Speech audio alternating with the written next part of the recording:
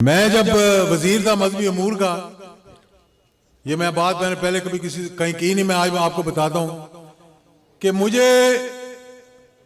2-3 مرتبہ وزیر اعظم، ہم یہ حج کے کوٹے دے رہے تھے، کمپنیاں دے رہے تھے حج کی، پرائیویٹ کمپنی، ٹور آپریٹر جو تھے، تو ایک خاتون تھی جس نے ایک کمپنی بنائی. کمپنی بنانے میں تو کسی کو کوئی نہیں تھا نا،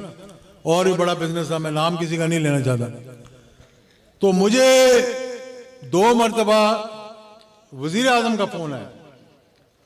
اور مجھے وزیر اعظم نے کہا کہ بھائی اجاز الحق بھائی یہ ذرا دیکھ لینا، میں ان کے میرے جاننے والے ہیں، اگر ہو سکے تو ان کو کوٹا حج کا دے دیں. تو میں نے جب تحقیق کی تو مجھے پتہ لگا کہ یہ تو قادیانی ہے، اور یہ اس حج کے کوٹے میں اپنے لوگوں کو لے جانے کے لیے اتنی مشقت کر رہے ہیں کہ وزیر اعظم تک پہنچ گئے کہ ان کی سفارش کی. تو میں نے وزیر اعظم کو کہا، میں نے کہا جی اور تو جو کرنا ہوگا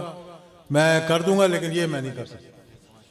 آپ مجھے جتنی مرتبہ کہیں اگر آپ نے یہ کروانا ہے، کیونکہ بڑا مجھے منتیں کر کے کہا 2-3 مرتبہ، ایک دو ملنے گیا، پھر مجھے کہا، میں نے کہا کسی اور کو وزیر بنوا کے اگر کرنا ہے تو آپ کروا لیں، میرے ہاتھوں سے یہ کام نہیں ہو سکتا.